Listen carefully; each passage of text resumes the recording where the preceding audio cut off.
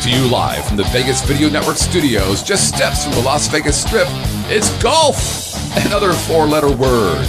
And now your host, you've heard him on ESPN, Fox Sports, and Sirius XM Radio, Mr. Dennis Silvers. Hi, everyone. Thank you. Thank you very much. Always like to have that. Welcome to this edition of Golf and Other Four-Letter Words. As mentioned, I'm your host, Dennis Silvers, and a little birdie just told me before we went on air that I believe this is our 12th show. It's gone by like that. I mean, when you're having fun, you know, everything goes by very quickly. So as a friend of mine here said, we're kind of making, you know, we're on the back nine. So we're going to have a real special deal, I guess, for show number 18. But anyway, welcome to everybody. Glad you're able to spend the next quick 30 minutes with us. We've got another jam-packed show for you to enjoy. Let me introduce our guest, a guy who really needs no introduction. If you've been a regular viewer of the show, and we hope you have, you're going to recognize a return visit from longtime PGA Tour instructor and former PGA Tour player. He's a Hall of Fame inductee. Let's give it up for Jimmy Ballard. Okay, Jimmy. Thank you. How are you, buddy? Thank you, Dennis. Glad to have you back. You said that just like I wrote it down. Yeah, for you. exactly. Thank you very much. I mean, Jimmy had so much fun on the show, and we had so much fun with Jimmy last time. He called me, please, can I come back? Please, can I come back? So when the check cleared, you know, he's sitting here. So we expect a very good show. Let me take care of a little business. A couple of ways to get a hold of myself or Jimmy. We've got email, of course, and you know what that is. It's simply golf@vegasvideonetwork.com, golf@vegasvideonetwork.com, or you can go to our website, vegasvideonetwork.com. We've got a little live chat button up there, so just click on the live chat icon, and you can send us your questions, comments, suggestions, whatever you want. So I want you to feel free to use that. Speaking of free, we have a toll-free. We have a toll-free listener line. Now you've got to be my daughter. She'll keep. You've got to be a listener to use it because it is toll-free. Let me give you that number. It is 866-966-4599. 866-966-4599. So whoever just called Jimmy, you got to use the toll-free number. They're calling you already. Okay. All right. Don't forget, when you go to Vegas Video Network, make sure that you kind of peruse the site. It'll give you a chance to check out all of the other great shows seen exclusively right here. All right. Also, before we get going, I want to thank a couple of our strategic partners. First one, of course, is being Golfer's Guide, largest golf publication in the United States. As you can see, they're very nice to go to their homepage, LasVegasGolfersGuide.com, and they are streaming our show live right now as we sit. Ooh. So if you have a chance to pick up the publication at a municipal golf course, a private club, they're all over. Do yourself a favor, pick it up. Also, brand new partnership with AM 1400 KSHP. We call it Friday Night Features. Every Friday night from 6 to 10 p.m. You get the audio version of all of the great shows seen right here on the network. And I believe I kick it off at 6 o'clock. So if you got nothing to do, dinner time, turn it on, and you're going to have a good time. I promise. So we thank those. All right, four-letter word for tonight is club. Very simply, club. We want all of our viewers to feel like they are in a great club by watching our show every week. Okay, number one. Number two, our guest tonight is going to tell you in our segment Handicap Helper at the end of the show how to best utilize the club that you're hitting on the golf course. And finally, if you don't watch the show, we're simply going to club you over the head. Okay, so make it real easy. All right, let's get down to work. Our first segment, as you know, one that we like, and for our new viewers, we simply call it Tournament Scorecard. Here it is.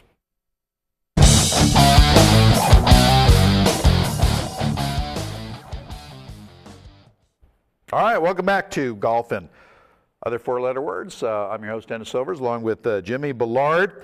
Local Las Vegan, or actually more correctly, he lives in Henderson. So what's that make him, Hendersonite?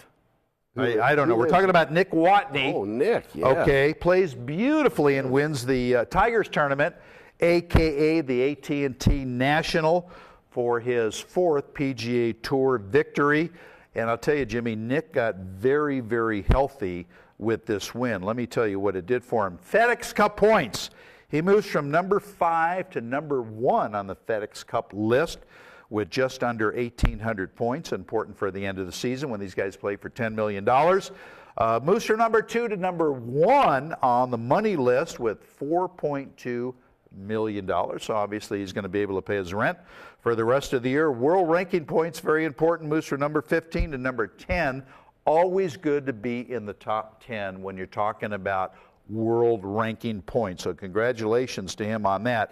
And sticking with our theme about top 10s, Nick Watney went from a T3 to a T1 in top 10s. That's also pretty good. You know, when a guy does that, he's making a lot of cash.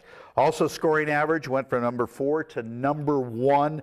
Again, get this, Jimmy, 69.40, and I think that's in about 53 or 54 rounds. Pretty strong. How do you look at this guy? Well, I really like him a lot. He's got a great golf swing, and you know, he's proving himself. He's very long off the tee, yeah, and I think that helps. But I've heard that his short game is just fantastic. Of course, you don't win without having a great short game on the PGA Tour. You don't win anywhere without having a great short game, as far as that's concerned. But I'm really impressed with him.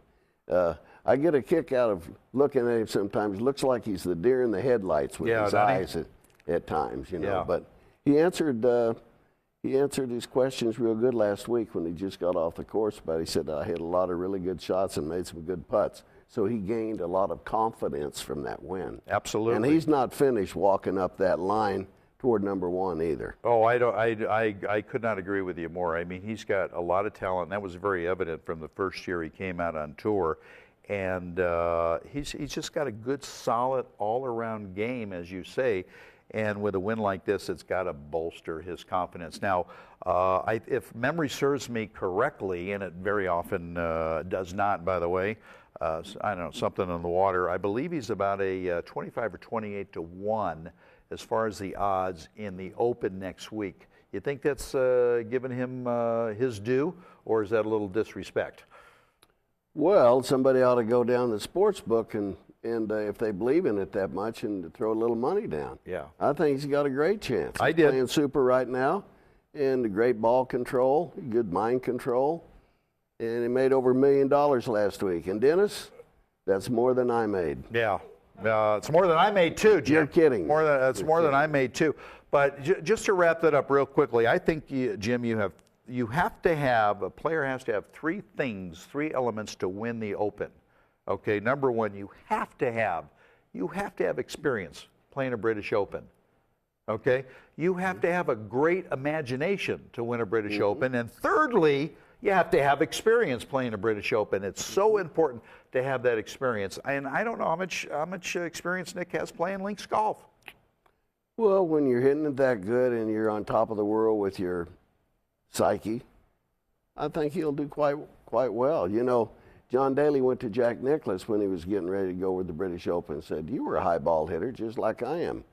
How do you hit it lower? Nicklaus says, just take a lot more club, don't change anything. John Daly wins the Open. The British Open is what we call it here. Well, we call the Do Open. not call it the British Open if you're over there. That's exactly. And listen, it's being played at Royal St. George's in Scotland, a wonderful golf course.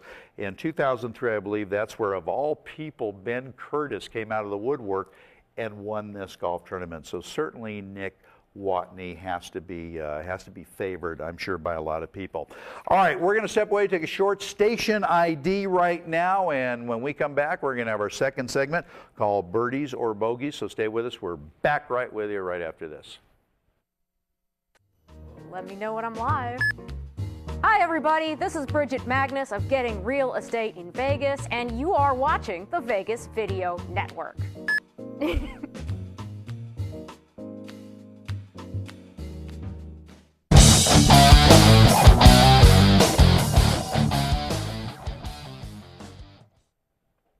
Welcome back, everybody. I love those station IDs that everybody does here. Welcome back to Golf and Other Four-Letter Words here on Vegas Video Network. I'm Dennis Overs with my good friend Jimmy the Bull Ballard, as we call him. Birdies or bogeys? All right, Jim, you know how this goes. I'm going to give you the latest tour gossip, tour happenings, whatever. You let me know if it's a birdie or a bogey or what you think, and don't hold back, okay? I don't want you to hold back. All right, the original Big Three together again on the first tee next year at Augusta to kick off the Masters, of course. And the Big Three are together again as honorary starters for the Master. Gary Player seems to have agreed to show up next year alongside Arnold Palmer and Jack Nicklaus. And I think the last time these three guys were together was in 2001. And I believe in '99 they really had the prior three, which was the first three. How about this for a group? Gene Sarazen, Byron Nelson, Sam Snead. Talking about a group there, okay? Anyway, birdie or bogey? You think it's a birdie? Yeah. Why? Because the Big Three, if you've been around golf for a while, that was just like Tiger, where Tiger infused golf.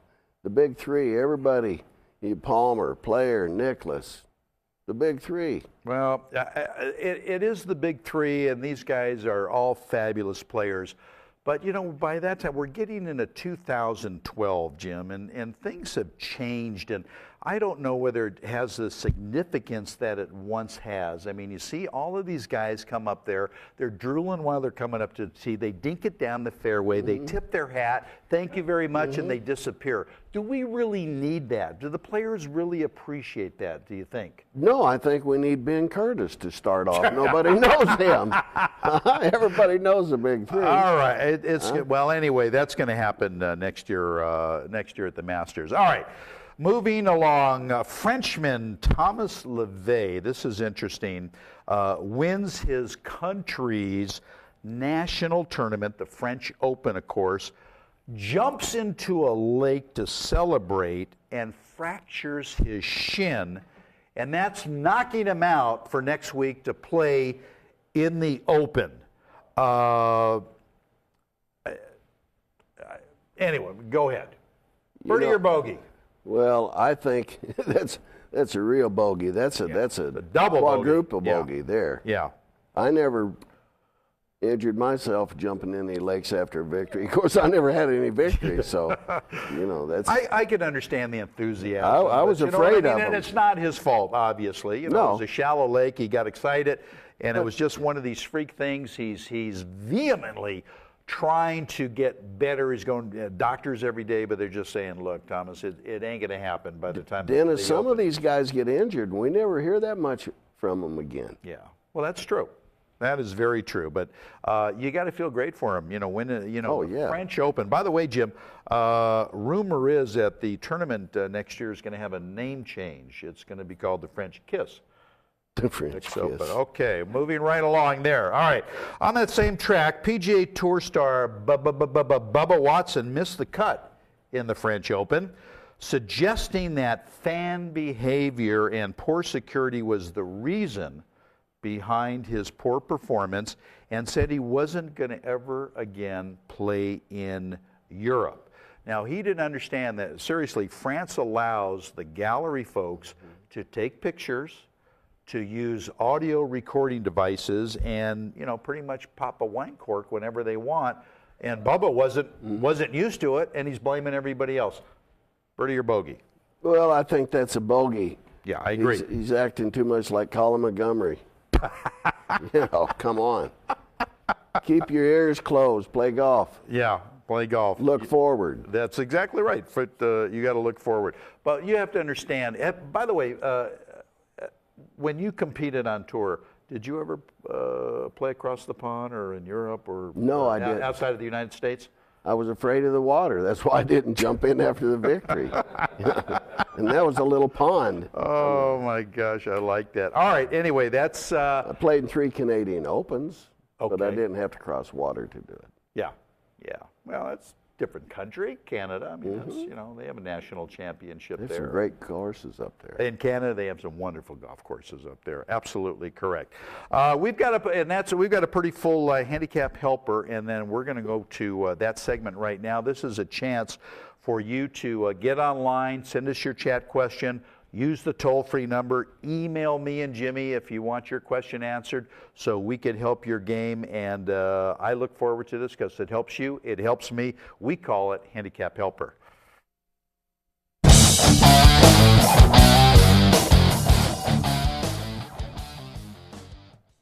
Okay, everybody, welcome back. I'm Dennis Silvers along with Jimmy Ballard, and you're listening to Golf and Other Four-Letter Words right here on the Vegas Video Network. Jimmy, Joanne emailed me and wants to know how to play your ball when it's in the fairway but just up against the first cut of rough. Okay? Okay, it depends on... How do you handle it? Well, is it the right-hand cut or the left-hand cut? If you're on the right-hand cut and you're a right-hander, then the toe of the club is going to receive that taller grass before the heel does. So it's liable to throw that club face open. So maybe you ought to aim a little further left and hold on more firm with your left hand. And Good if you're point. in the left side, the heel is going to contact the taller grass, Right. and it's going to flip the toe over. So once again, hold on a little firmer with your grip and maybe aim the club face slightly to the right to make up for that toe flipping over. Good advice. And Joanne, that's a good point Jim made. You didn't say whether it was on the right hand or the left hand side, and that does make a difference, but it's a very good question.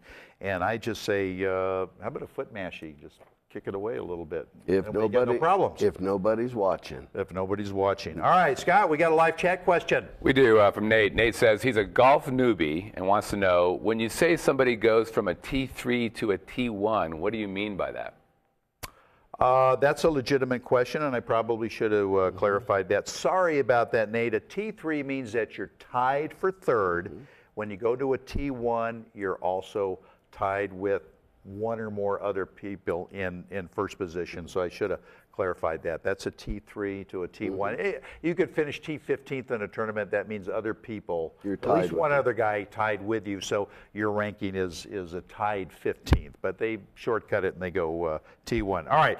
Leonard emails in and wants to know, Jim, he asks why, and this is a great question, why more people don't use the 10-fingered or what's commonly referred to as the baseball grip. And I can answer this one. Because you ain't playing baseball, you're playing golf. No. Yeah, and But I'll that's a good answer it too. Your three basic grips are your 10-finger, full-finger baseball grip that he's talking about, your interlocking grip where the little finger of your right hand and the index finger of your left hand, if you're a right-hander, is interlocking grip, or the overlapping grip where the little finger of your right hand just overlaps. You see all the grips work. I know Bob Rosberg and there have been others that have won PGA championships with a full finger grip. If you have small hands or you're starting the game, I think you should use a full finger grip. One of my students, Dave Barr, when I was at Southern Hills in Tulsa, when he was playing for Oral Roberts University, full finger grip. We never changed it. Never changed it. I think that it's a more secure grip for a lot of people. Yeah, more people ought to use it. That's good advice. And there have been a lot of very good players over the decades that have used a full fingered grip, as you say. And there's, I think there's some advantage to it also. What grips do you guys use? I personally do the overlap, like most players, and I do too. Yeah, as opposed to Tiger, a lot of other people, they do the interlock, and they feel that's a little bit more secure. But certainly nothing wrong with the 10-fingered grip. Scott, another live chat question on board. Oh, nope, I'm sorry, that was the question. Oh, that was the question. All right. Jimmy, Gary wants help with how to chip off of tight lies, and that is a great question because a lot of people have trouble hitting shots, chip shots off tight lies. Well, the worst thing is going to try to help the ball get up in the air. If it's a chip shot, it's not going to get very high anyway, even with a a lob wedge because chips don't get high. There's not enough club head speed. But you should take out more loft than normal, play the ball further back than normal, because this is going to ensure that you hit the ball first. Do not try to help it in the air and move your weight back away from the target. That's what people do. They want to help it up. They rock back and they hit behind it, or they hit fat. Or to flip it with your wrist, try to help it up. Let the club do its work. Yeah, absolutely. Let the go. And going back, just digressing for a minute on the 10-fingered grip, I remember I wanted to ask you, and I forgot to ask you, after my last lesson with you, when I was walking away, I think you gave me, I think it was one finger. Was that something to do with my grip? Or that was a lot to do with your performance. Okay, with my performance. All right, there you go. Edward wants advice on how to play a bunker shot out of wet sand. I love it. Great question, Edward. A bunker shot out of wet sand, you have to have the club a little closer to the ball. You don't want to hit too far behind the ball because the bounce will ricochet on up into the ball. You have to get closer to the ball. You also have to hinge your wrist a little quicker, need abrupt, a more vertical attack, so you're not as sweeping as you are in the other bunker shots. Is the stance, you see typically people getting in a bunker and, they're working their feet into the stand to secure the grip. Is that affected with wet sand also, Jim? Well, a little bit. A different technique. It's just harder to bury your feet, in there, But no, I believe you should have a little wider stance than normal so you can stay very stable in there. And get ready for the splatter, right? On that? Well, I don't wear as good a clothes as you. So Yeah. All right, Monica is looking for a drill. And this is a good one, too, because a lot of people have this problem, including Wah. That's why I go to him. Monica is looking for a drill to stay more flexed in her swing. Okay, well, she's probably talking about keeping her spine angle from going up and down, or mainly if she's saying flex, she's probably relating to the knees more than anything. And you've got to start with a little flex in your knees. All athletics are played with a little shock absorbers in your knees, and then they can't get locked up before you hit the ball either, because if you start with flex in your knees and then you lock up your legs before impact, you got taller, but the ball didn't. Yeah. Jim, and I want you to clarify this for me and our viewers as well. I think some people, or a lot of people, actually get confused. They hear that you've got to stand tall at the ball, like you tell me, get in a very athletic position. And I think that confuses them when you start all of a sudden talking about flex and keeping your spine angle. Can you clarify that briefly? Well, if you have a spine angle, like if I'm going toward this camera here, here's your tailbone, the elbow, here's your head. Whatever spine angle you assume, you should turn on that spine angle back and through. Now, the lady's talking about losing the flex in her knees. And when she does, then she's up. She's up. You start with flex. The only time I saw straight legs work in a golf swing, well, it wasn't in a golf swing. It was in a casket. Oh. Was in a casket. All right. In a casket. I gotcha. Stiff legs work there. Absolutely. Scott, another live chat. Yeah, Bill wants to know, when working with a part-time golfer, what do you find is the most common mistake or mechanics problem they have? The left-hand grip is the biggest violation of all basics. Left-hand grip.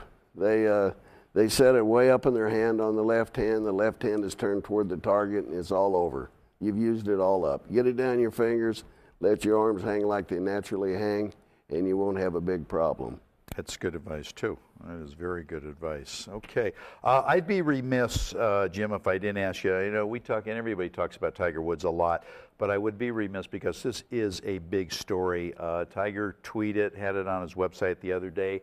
I predicted this weeks ago on my other shows that I really thought he was going to be missing this tournament. Sure enough, Tiger's not going to play in the Open. Everybody knows he has health issues. He's been urged to just rest and rehab, and it looks like he's finally taking some advice. What's your thought on that? Well, And he was a 12-1 favorite, by the way. if he's looking for another instructor, I hope he comes and sees me. Yeah. That'd be better. I hope he comes to see you too. That'd be better than John Schmaltz. Yeah. You know. Like on the other show. He needs a lot of help. 84, 87 on the nationwide that's true. tour. But Tiger should go ahead and let his knees get as good as they can get. I understand he's trying to change his swing right now. But, you know, he's had one that was working real good. Yeah. You know, when you win the Masters by 12 and you win the U.S. Open by 15, you were doing something pretty good. And there's this strange thing we have nowadays. It's called film. Yeah, we've got that. He can go back to the year 2000, get films of his swing, and look at them. That's what Johnny Miller said. That's what he ought to do. Yeah. See what he was doing. Yeah. Makes advice. But I do give him credit. We talked about it a couple of weeks ago that he's finally owning up, if you will. And, you know, it's getting better. I'm going to be there. And blah, blah, blah. He's finally owning up and saying, you know, I'm not quite ready. I'll get there when I get there. And I think I give him kudos for that. All right, we got some golf next week. PGA Tour, the John Deere Classic at a good golf course, TPC at Deer Run in Silvis, Illinois. Women's Tour has a huge one, the U.S. Open. At the Broadmoor, that name seems appropriate. I don't know. At the Broadmoor in Colorado Springs, wonderful golf course. Champions Tour, the Nature Valley First Tee Open at Pebble Beach. Can you guess where that is? That's in Monterey. Obviously, that's where all of the old guys play with the young guys from the first tee, and you know, it's if you like that kind of thing, it's great. But it happens every year. Nationwide Tour is not in action. European Tour has a huge one. They refer to it as the warm-up for the Open next week. It's a good tournament. The Barclays Scottish Open, and of course that's in Inverness, Scotland, and that really is a good tournament. You know. Anyway, before we leave, Jim, let our viewers know where they can get a hold of you if they want some help with their swing. If you're mental manners, for that matter. If you're a bill collector, please don't get a hold of me. But if you want a golf lesson to help you, you can call me at 496-7087. I give my lessons at Palm Valley Golf Course in Sun City, Summerlin. Okay. And of course, you can always call the pro shop there if you don't have that number, and just say, put me through to the Bull. You know, he's gonna, you know, Jim Ballard down on the range. Jim, always great advice. Thank you very much. Always great Dennis. having you on. Always good seeing you, and good luck out there. And of course, we'll do it again. Also, real quickly, who do you think is going to win the Open next week at Royal St. George's? I think it's a toss-up, but you know what? Roy McIlroy knows he can do it now. He's 5-1, by the way. Yeah. I think he's a good bet. I don't know. You know, Colin Montgomery, Ryder Cup captain forever. Great player, kind of criticized him, doesn't think he can get it done. 2 majors in a row is a phenomenal feat, number one. Rory hasn't played competitively. It's going to be 3 weeks. That's going to be tough, Jim. Well, you know what? He's got the mindset for it now. Yeah. He thinks he can do it, and that's the number one thing you have to think, that you can pull off any shot, or you can play a golf course well. That's important. It's going to be a great tournament, so make sure you don't miss it next week. And speaking of next week, we're going to have another great show for you right here, same place on Vegas Video Network. So thanks for hanging with us for this quick 30 minutes I told you. And we appreciate you watching the show. We love bringing it to you. Fairways and greens to everybody. We'll see you right back here next week with another great guest. So long, everybody.